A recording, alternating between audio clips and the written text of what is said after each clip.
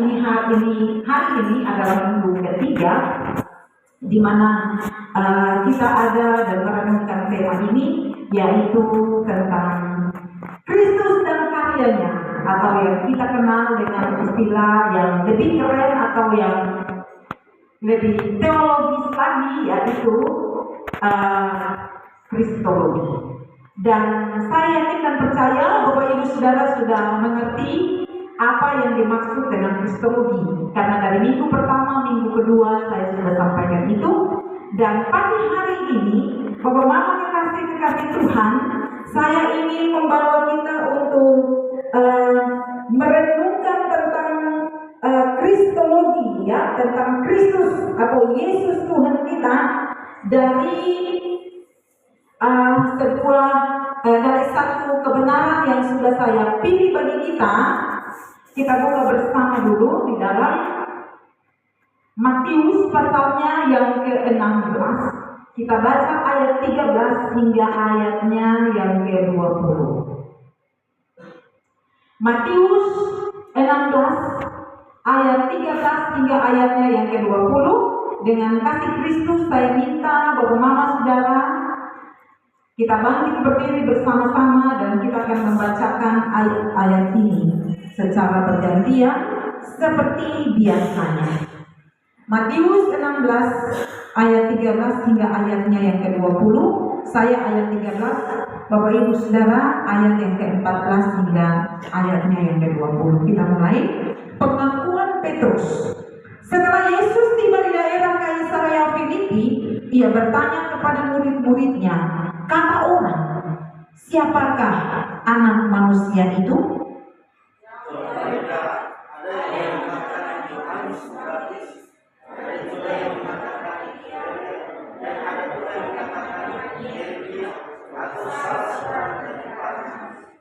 Lalu Yesus bertanya kepada mereka, tetapi apa katamu? Siapakah aku ini?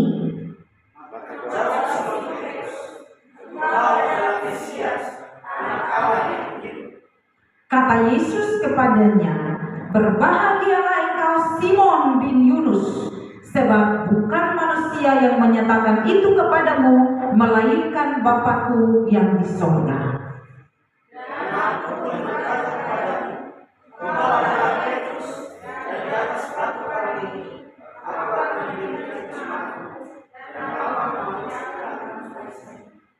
Kepadamu akan kuberikan kunci kerajaan sorga. Apa yang kau ikat di dunia ini akan terikat di sorga, dan apa yang kau lepaskan di dunia ini akan terlepas di sorga.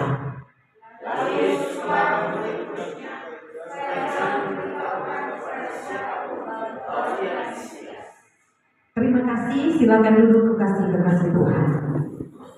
Bapak Ibu Saudara yang saya kasihi dalam Tuhan Yesus Kristus, dari ayat-ayat ini saya ingin membawa kepada kita untuk merenungkan. Kalau minggu pertama kita sudah belajar, ya, apa itu Kristologi, dan kemarin di minggu kedua saya sudah sampaikan kepada kita mengenai keunikan daripada Kristus Yesus Tuhan kita yang kita sembah, yang kita kenal sebagai Allah yang menebus kita. Dia punya keunikan-keunikan yang berbeda dengan semua tokoh-tokoh yang terkenal di muka bumi ini. Saya berharap saudara tidak lupa. Nanti saya pikir saya akan buatkan itu poin-poin besarnya itu untuk nanti saya bagikan kepada saudara dengan desain yang menarik, supaya bisa saudara mungkin pampang itu di status atau di mana, nanti saya akan buatkan. Nah, Bapak Mama kekasih Tuhan, pagi ini saya ingin membawa kita untuk melihat siapakah Kristus bagi kita. Bicara tentang siapa, artinya ada seorang pribadi atau menunjuk kepada pribadi, bukan apa. Ya, kalau apa artinya ya bisa benda atau bisa kata sifat dan sebagainya. Tetapi saudara bicara tentang siapa yang jelas-jelas itu menunjuk kepada pribadi seseorang. Nah, saya ingin membawa kita untuk merenungkan terlebih dahulu satu pertanyaan, satu gambaran ini. Saudara tahu Presiden Republik Indonesia saat ini? Tahu ya, tahu dia. Presiden Republik Indonesia saat ini siapa? Pak Jokowi, Ajilan dan Joko. Tidak lengkap, bisa saja Mas Joko di sana, selamat Pak Jokowi. Lalu saya mau tanya lagi pertanyaan yang berikut. Adakah yang tahu nomor sepatu Pak Jokowi?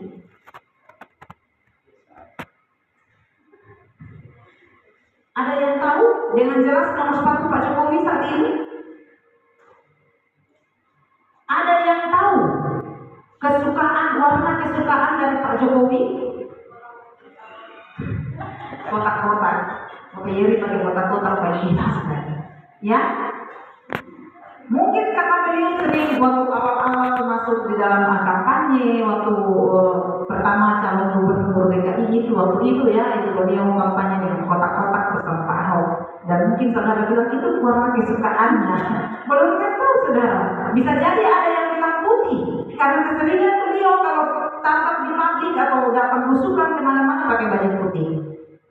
Tapi belum tentu itu warna kesukaannya. Ada yang tahu makanan kesukaannya? Bisa kalian bilang gudeg karena beliau dari Jawa Tengah. Tapi belum tentu juga makanan kesukaannya adalah gudeg. Bisa jadi nasi goreng atau bakso dan sebagainya, saudara. Kita tidak tahu dengan pasti. Kita hanya bisa meraih. Lalu kita sebutkan saja. Tetapi saudara, saya yakin yang tahu dengan persis, yang tahu pasti warna kesukaannya, yang tahu jelas nomor sepatunya, yang tahu dengan makanan kesukaannya, pastinya adalah orang yang kenal dekat dengan beliau. Bisa jadi itu istrinya, bisa jadi itu anak-anaknya. Mereka justru paling tahu hal-hal yang privasi dalam diri Pak Jokowi. Belum tentu semua orang yang tahu bahwa dia masyarakat Indonesia, mereka tahu bahwa dia presiden. Lalu belum tentu semua orang tahu apa yang menjadi kesukaannya. Tidak semua orang tahu itu. Amin. Oleh karena itu perbedaan antara tahu dan kenal itu berbeda. Kalau kita tanya Anda kenal Pak Jokowi, ya semua orang yang kenal sudah tentu dia tahu. Tetapi tidak semua orang yang tahu belum tentu dia kenal. Betul ya? Tahu dan kenal berbeda.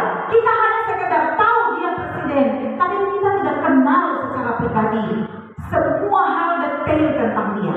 Tetapi orang yang kenal dia, yang dekat dengan dia, mereka tahu hal-hal detail tentang dia. Jadi kita kenal belum tentu, kita tahu belum tentu kita kenal. Tapi kalau kita kenal, sudah tentu kita tahu. Betul ya? Saudara bisa paham ya perbedaannya ya. Pagi hari ini dalam pembacaan kita ini, saudara bisa lihat di ayat-ayat yang tadi kita baca. Tuhan Yesus bertanya kepada murid-muridnya. Ada dua pertanyaan yang sangat klasik di situ yang mendalam sekali, yang dia ajukan kepada murid-muridnya. Bapak Ibu kekasih-kekasih Tuhan, perhatikan di situ. Pertanyaan yang pertama adalah, dia bilang begini, menurut kamu ini, kata orang siapakah saya? Tuhan Yesus sudah ada bersama dengan mereka, melakukan begitu banyak mujizat di depan mata mereka, bahkan banyak orang sudah mengenal siapa Yesus itu. Bukan mengenal ya, tetapi tahu siapa Yesus. Ketika Yesus berjalan di dalam sebuah kota, dia misalnya ada di Nazaret, orang-orang yang ada di Yeriko sudah gembar-gembor bahwa Yesus saat ini ada di Nazaret. Orang-orang yang ada di Galilea sudah gembar-gembor, saat ini dia ada di mana? Karena tokoh Yesus waktu itu adalah seorang yang cukup menggoncangkan dunia pada saat itu dengan mujizat-mujizat yang dia lakukan. Bahkan di dalam kehidupannya sehari-hari banyak orang bertanya-tanya tentang dia, dan tidak sedikit orang yang berusaha untuk mau menggali tentang kehidupan Yesus. Bahkan saudara, pembenci-pembenci pun berusaha untuk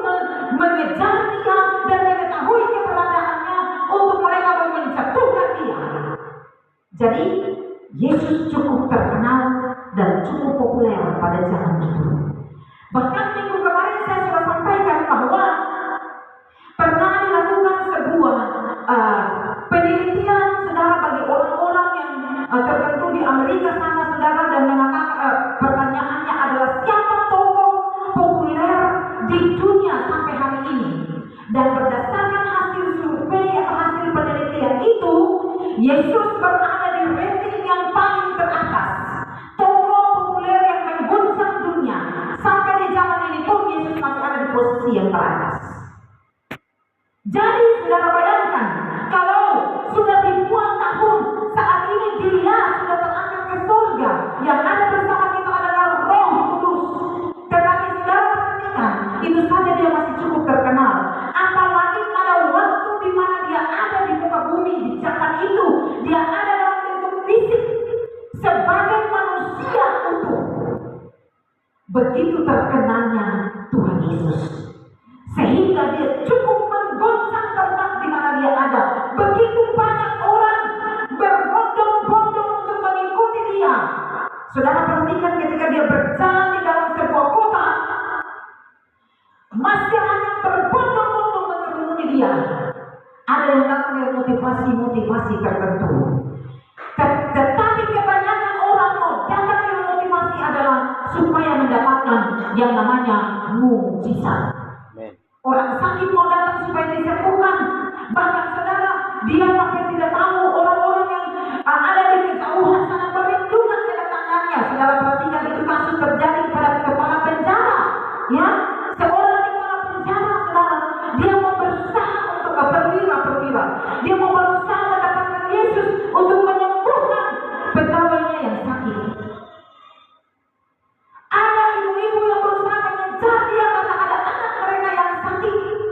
Bahkan orang buta yang sudah buta bertahun-tahun duduk di pinggir jalan, ketika mendengar tentang Yesus, dia juga berusaha untuk mendapatkan Yesus karena dia mau kesembuhan.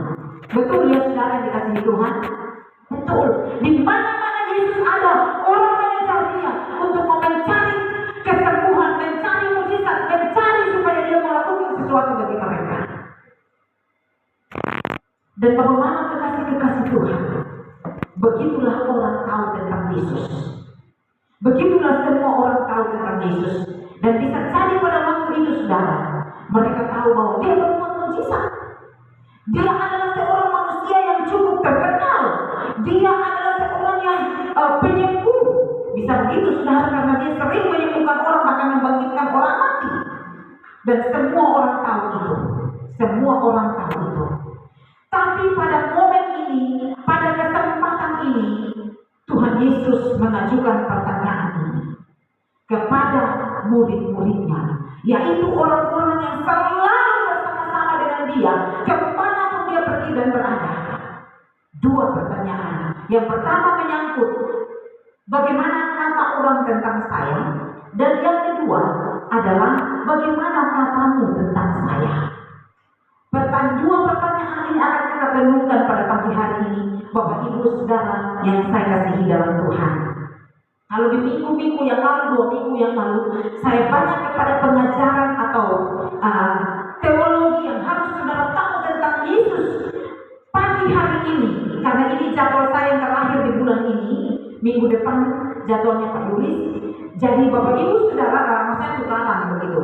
Jadi Bapak Ibu Saudara, saya ingin membawa kita untuk lebih dalam hati kita bukakan untuk dia pagi hari ini. Minggu lalu kita banyak isi otak pengetahuan tentang siapa Yesus, keunikannya, lalu dia adalah orang yang ajaib, ya, kelahirannya begitu ajaib, kematiannya ajaib, dia berbeda dengan tokoh-tokoh yang tersohor di muka bumi. Ada 6 keunikan Yesus yang kita pelajari pada minggu yang lalu. Pagi hari ini saya ingin lebih dalam, saudara harus tahu. Saudara harus benar-benar punya satu perenungan pribadi. Siapakah Yesus di dalam kehidupanmu? Saudara perhatikan pertanyaan yang pertama. Pertanyaan yang pertama di situ dikatakan, menurut engkau, kata orang, siapakah aku ini? Ini yang saya tekankan pada minggu yang lalu, Bapak Mama Saudara, supaya saudara harus tahu dan memberikan jawaban dunia ini, ketika saudara berhadapan dengan orang-orang yang ada di luar sana, yang menyerang iman saudara, yang tahu bahwa saudara adalah pengikut Yesus, saudara harus bisa menjawab itu. Saudara perhatikan apa kata murid-muridnya. Murid-muridnya bilang begini, kata orang, engkau adalah Yohanes Pembaptis. Kata orang, engkau adalah Elia. Kata orang, engkau adalah Yeremia. Kata orang, engkau ini adalah seorang yang bisa melakukan mujizat. Engkau adalah Elia, Yeremia, atau nabi-nabi yang lain. Yang menurut tradisi pada waktu itu adalah mereka masih percaya kepada inkarnasi, saudara ya, yaitu orang bisa terlahir kembali. Dan itu di daerah Timur Tengah, karena pengaruh yang dekat dengan India itu masih percaya ya sampai hari ini mengenai itu. Jadi bagi mereka Buddha itu adalah inkarnasi yang ke-8 yang datang dalam bentuk dewa, seorang dewa yang bernama Dewa Krishna. Itu dia sudah mengalami inkarnasi yang ke-8 kali, yang datang dalam wujud Dewa Krishna. Nah, Bapak Ibu Saudara, jadi pemahaman ini sangat mempengaruhi pemikiran orang-orang Timur Tengah.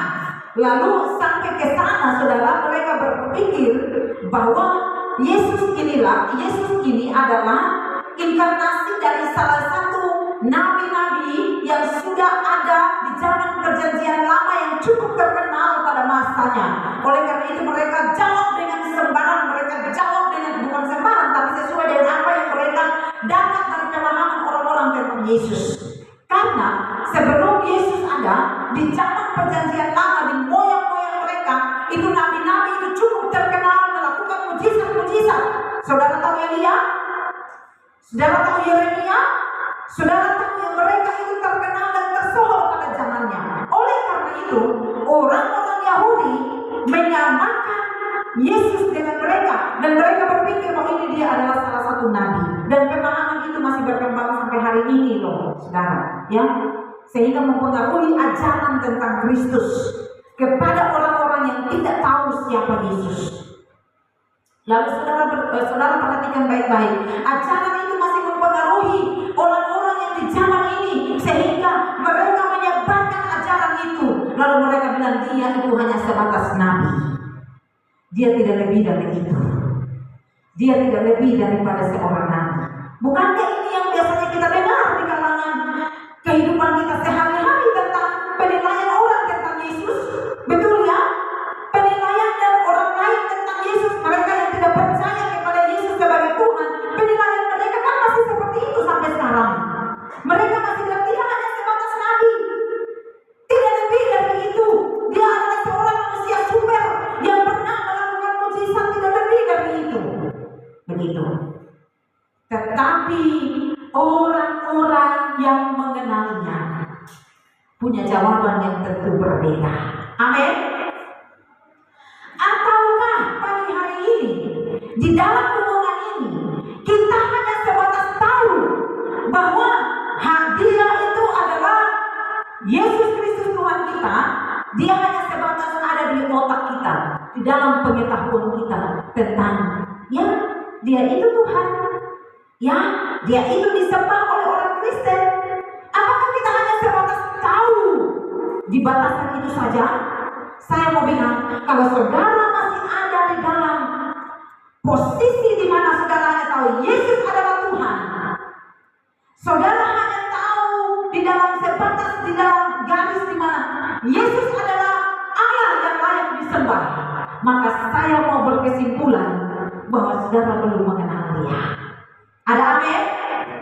Jika saudara mengenal dia, maka saudara tahu melampaui semua itu tentang siapa Yesus. Pertanyaan ini diajukan, lalu mereka menjawab bahwa engkau hanya sebatas nabi, engkau adalah seorang ini, seorang itu. Lalu pagi hari ini pertanyaan itu dilontarkan bagi kita semua pada pagi ini. Pertanyaan pertama yang perlu kita renungkan ini, menurut engkau, menurut kata orang yang ada di sekitarmu, siapakah Yesus? Saudara pasti berhubungan dengan orang-orang yang belum mengenal Tuhan dalam jumlah yang banyak. Kalau saya jarang, karena ya saya pasti berhubungan hanya dengan jemaat, orang-orang yang dekat begitu. Kalau di dunia maya saya punya ini banyak saudara, berhubungan dengan orang-orang yang tidak mengenal Yesus itu banyak. Tetapi saudara, di dalam kehidupan sehari-hari, ya saya hanya berputar sebagai ibu rumah tangga, jam ibadah saya ketemu jemaat. Ya hanya itu saja. Kalau ada perkumpulan di tempat kediaman kami pun, kami jarang dilibatkan saudara, kecuali ada pernikahan atau ada kedukaan, baru kami bisa berduduk berdampingan dengan orang-orang yang belum mengenal Yesus. Tapi saudara punya kesempatan yang banyak, yang setiap hari, hampir setiap hari saudara berpapasan dengan orang-orang yang seperti ini, yang belum mengenal Yesus. Dan pasti saudara tahu pemahaman mereka tentang siapa Yesus. Ini tugas saudara dan saya. Kalau kita masih ada di dalam tahap pemikiran bahwa Yesus hanyalah sebatas Maha Kuasa, Dia hanya sebatas pengetahuan kita bahwa Dia itu adalah Allah orang Kristen, Dia adalah juru selamat kita, maka kita perlu membaharui pikiran kita pada pagi hari ini. Amin. Lebih daripada itu saudara, yang Dia mau supaya kita benar-benar mengalami Dia. Dia mau supaya kita benar-benar mengenal siapa Dia. Kalau saudara seperti itu, punya pemahaman seperti itu, kita masih seperti masyarakat Indonesia yang hanya tahu Pak Jokowi adalah Presiden Negara Republik Indonesia. Kita belum tahu, kita belum mengenal Dia lebih dekat, sehingga kita tidak tahu makanan kesukaannya, kita tidak tahu nomor sepatunya, kita tidak tahu warna kesukaannya, karena kita hanya sebatas pemahaman seperti ini. Tapi saya berharap saudara yang adalah saudara orang-orang yang dipanggil untuk datang kepada Kristus, Kristen artinya pengikut-pengikut Kristus, saudara harus memahami ini dan memberi jawab kepada dunia ini, memberi jawab kepada orang-orang yang ada di luar sana tentang iman saudara kepada Kristus. Saudara harus mengenal Dia secara pribadi. Ada amin? Saudara harus berusaha mengenal Dia secara pribadi. Jangan hanya sebatas tahu saja, jangan hanya sebatas beribadah saja. Orang-orang yang mengenal Yesus berbeda dengan orang-orang yang tahu tentang Yesus. Orang-orang yang mengenal Yesus, mereka akan beribadah dengan benar-benar mereka kenal siapa Allah yang mereka sembah. Di dalam puji-pujian dan penyembahan mereka pun berbeda. Orang yang kenal dan orang yang tahu itu bisa kita bedakan dengan sangat gampang di gereja. Orang yang tahu adalah orang yang hanya sekedar beribadah, mau tidak peduli. Dia tidak akan peduli begitu. Maksudnya yang penting hadir dalam ibadah, lalu orang tahu saya ibadah hari Minggu, begitu.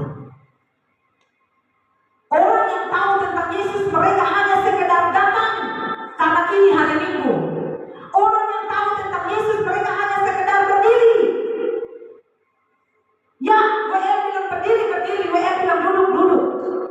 Orang yang tahu tentang Yesus, mereka hanya sekedar, pokoknya hanya melakukan kewajiban agamawi, rutinitas dalam beribadah sebagai orang Kristen. Mohon maaf saudara, ini benar harus saya sampaikan. Itu orang yang sebatas tahu, orang yang punya pemahaman tidak berbeda dengan pemahaman dunia tentang Yesus. Padahal orang Kristen loh. Padahal KTP Kristen loh. Padahal orang tahu ini orang Kristen.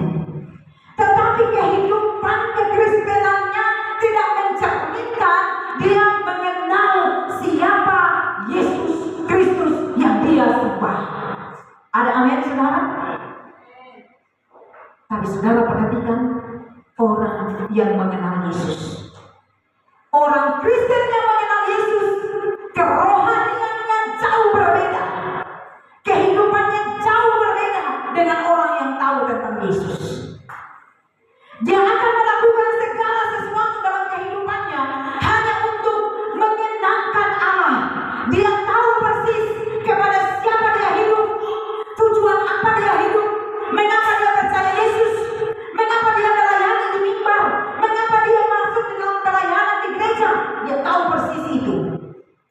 Dia tahu persis kenapa dia hidup dan apa yang dia lakukan. Dia hanya melakukannya untuk hormat kemuliaan bagi nama Tuhan. Amin. Orang Kristen yang kenal Yesus, dia tahu mengapa dia beribadah. Orang Kristen yang tahu mengenal Yesus, dia sudah mempersiapkan dirinya. Sehingga dalam beribadah dia sungguh-sungguh. Dia tidak hanya sekedar hadir dan duduk, tetapi dia punya interaksi yang aktif dengan Allah yang dia sembah. Ada amin, saudara?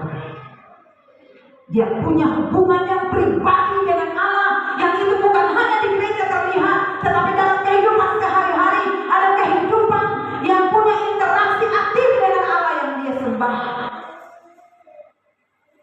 Kemarin dalam seminar Pak Obed bilang apa buat kami pelajarnya? Bukan di sini, bukan di altar ini, baru engkau mau menyembah. Bukan. Penyembahan adalah gaya hidup setiap hari. Di altar ini engkau dipakai untuk membawa umat Tuhan mengenal Allah yang mereka sembah. Di altar ini adalah tempat di mana engkau bisa langsung berinteraksi dengan orang-orang yang duduk di sana. Dengan apa, saudara? Mereka bisa tahu sejauh mana hubunganmu dengan Allah yang engkau sembah setiap hari. Ada amin pelayan-pelayan Tuhan. Amin ya. Jadi cara kita beribadah juga bisa terlihat di situ. Kita sebagai pelayan altar, bagaimana kehidupan kita berbeda dengan jemaat yang biasa. Ya, gaya kita beribadah berbeda. Menyembah dengan sungguh-sungguh. Bukan hanya tunggu kita di altar baru kita menyembah, tapi ketika kita di sana pun gaya hidup kita adalah gaya hidup yang menyembah Allah. Ya. Jadi ini terlihat sekali bahwa Mama dikasihi Tuhan. Kita tidak jauh berbeda dengan orang Yahudi yang berkata, ya engkau hanya Mesias, engkau hanya Nabi, engkau adalah Elia yang datang kembali, engkau adalah Yeremia yang datang kembali. Kita sekarang bisa ditanya, mungkin kita bilang ya dia adalah Tuhannya orang Kristen, tapi kita tidak mengenal apa yang dia mau dalam kehidupan kita. Bapak Ibu kekasih-kekasih Tuhan, belajar tentang Yesus itu tidak cukup kalau 1 bulan ini saja. Tidak cukup kalau 1 jam kita di mimbar lalu khotbah tentang Yesus lalu kita sudah cukup tahu tentang dia. Tidak cukup, saudara. Itu butuh waktu dalam kehidupan sehari-hari untuk kita bisa mengenal siapa dia yang kita sembah. Apakah kita tahu kehendaknya dalam kehidupan kita? Tidak semua orang bisa tahu apa kehendak Yesus dalam kehidupan mereka. Hanya orang-orang yang dekat dengan dia, hanya orang-orang yang punya kerinduan yang dalam dengan dia, mereka akan dibukakan rahasia-rahasia yang belum diketahui oleh dunia. Mereka akan tahu itu karena mereka dekat dengan Allah yang mengetahui masa yang akan datang. Ada amin, Bapak Ibu? Saudara bisa lihat Yeremia 3 ayat 33 ayat 3 mungkin terbalik. Saudara bisa lihat di situ firman Allah berkata, ketika kita berseru, berdoa dengan sungguh-sungguh, maka apa, saudara? Dia akan memberitahukan hal-hal yang akan terjadi. Jadi kalau orang yang mengenal Allah, dia bilang dia kenal Allah, artinya dia harus memahami apa maksud Allah di dalam dirinya. Ada amin, Bapak-Bapak? Kalau sampai saat ini kita belum tahu mengapa kita jadi orang Kristen, mengapa kita ikut Yesus, mengapa kita sembah Tuhan, mengapa kita melayani dia, kalau kita belum tahu itu, saudara, maka saya mau bilang pengenalanmu akan Allah masih sangat dangkal dan perlu engkau dalami siapa Allah yang engkau sembah. Engkau perlu punya waktu untuk mendalami itu dalam kehidupanmu sehari-hari. Jangan tunggu di mimbar, saudara. Jangan tunggu hari Minggu. Engkau terlambat. Bahkan engkau tidak akan dapat apa-apa. Tapi butuh waktu setiap hari. Butuh komitmen untuk saudara ada di kaki Tuhan. Butuh komitmen untuk mendisiplinkan diri di dalam kedekatan dengan Tuhan. Disiplinkan diri ini sangat susah, Bapak-Bapak. Amin ya. Sangat susah. Untuk mendisiplinkan diri sendiri ini sangat susah. Oleh karena itu ada orang bijak yang bilang apa? Musuh yang terbesar di dunia ini bukanlah harimau yang perlu kita takuti, bukan adalah orang-orang yang mau mencelakai kita, tapi musuh terbesar dalam dunia adalah diri kita sendiri. Kenapa? Gampang bicara, tetapi dalam prakteknya agak susah. Oleh karena itu, di dalam berusaha untuk mengenal Yesus, kita perlu mendisiplinkan diri kita, taklukkan diri kita, taklukkan ego kita, taklukkan bantal-bantal yang membuat engkau nyaman di atas kasur tempat tidurmu. Taklukkan itu. Ketika jam doa harus bangun, amin. Itu namanya disiplinkan diri. Apalagi musim dingin ya. Siapa yang mau bangun? Jam 5 nanti kan masih bungkus badan, tidur dulu Bapak. Itu urusan di gereja lah. Di gereja baru kita berdoa. Tapi di rumah kita jarang sekali untuk melakukan hubungan pribadi dengan Tuhan. Orang yang mengenal Allah, dia tahu keinginan Allah, yaitu apa? Apapun terjadi dia harus berjumpa dengan Tuhan di taman doanya. Baik atau buruk waktunya, dia harus selalu berdoa. Dia harus selalu duduk di kaki Tuhan. Dia harus selalu bertanya, Tuhan kenapa ini? Tuhan apa yang saya lakukan? Tuhan saya diperhadapkan dengan hal seperti ini. Bagaimana ini Tuhan? Kasih saya hikmat untuk mengatasinya. Amin. Saudara lihat kesaksian dari Pak Obed. Mungkin dia sampaikan itu dengan lucu-lucu dan orang ketawa-ketawa. Tetapi saudara harus tahu apa kedalamannya. Ini di seminar atau KKR ya, saya lupa, kayaknya seminar. Bagaimana dia bergumul untuk mendapatkan istri? Ketika istrinya yang pertama meninggal, beliau berdoa dengan sungguh-sungguh, mungkin saudara akan lucu ya, karena dia pantang beberapa nama di situ, lalu dia bilang, Tuhan yang mana ini, yang mana ini. Tapi itulah ciri orang yang mengenal siapa Allah yang dia sembah. Dia tahu bahwa keputusan Allah itu yang terbaik dalam mengambil sebuah keputusan. Sampai 10 nama pantang di situ pun tidak ada yang masuk dalam pilihan Tuhan. Pilihan Tuhan justru ada ketika dia berdoa, ketika dia menyembah. Tuhan akhirnya membicarakan apa, Tuhan menyampaikan apa yang Tuhan mau, pilihan Tuhan bagi dia. 10 nama yang berjejer dia geser ke sana. Ini adalah tipe orang yang mengenal siapa Allah yang dia sembah. Dalam mengambil keputusan kepada hal seperti itu, dia tahu persis. Ada amin Bapak Ibu? Mari perhatikan ini Bapak Mama. Menurut engkau, siapakah Allah? Siapa Yesus itu? Kalau saudara belum tahu tentang dia yang menjawab doa, kalau saudara tidak tahu, tidak kenal dia yang melepaskan engkau dari bahaya, kalau saudara belum mengalami dia yang hadir di dalam kesedihanmu, kalau saudara belum mengalami itu, maka saudara belum tahu dan belum kenal siapa Yesus yang saudara sembah. Ada amin Bapak Ibu? Amin ya. Amin ya. Mari kita buka hati kepada dia Bapak Mama yang dikasihi Tuhan. Sehingga kita bisa berbicara kepada dunia ini. Oh, Yesus yang saya tahu, dia menyembuhkan saya ketika saya sakit. Amin. Yang saya tahu, dia melepaskan saya dari bahaya. Yang saya tahu, dia pernah hadir di dalam pergumulan saya yang paling dalam. Yang saya tahu, ketika saya berkumpul dengan kuasa kegelapan, dia akan melepaskan saya. Amin. Kita bisa jawab itu sekarang. Saya sudah menyaksikan ulang-ulang bagaimana pengalaman hidup saya di dalam doa, yang saya sudah membangun kehidupan doa mulai dari masa remaja ketika saya mulai berakhir balik. Karena bersyukur saya dididik dari orang tua yang kenal Tuhan ya saudara, sehingga waktu masih remaja SMP ya, usia SMP saya sudah mulai dijamah oleh Roh Kudus, dan saya mulai belajar mempercayakan kehidupan saya sepenuhnya dalam kendali Tuhan. Itu dari masa saya remaja. Doa-doa saya dijawab. Walaupun doa-doa yang sepele saudara, saya sudah mengalami itu. Saya masih kecil, kanak-kanak pun doa-doa saya dijawab, saudara yang dikasihi Tuhan. Saya pernah, saudara, karena di tempat kami itu dingin sekali dan kami tidak punya selimut. Lalu ketika waktu itu saya ditantang oleh mama saya. Ini kalau di daerah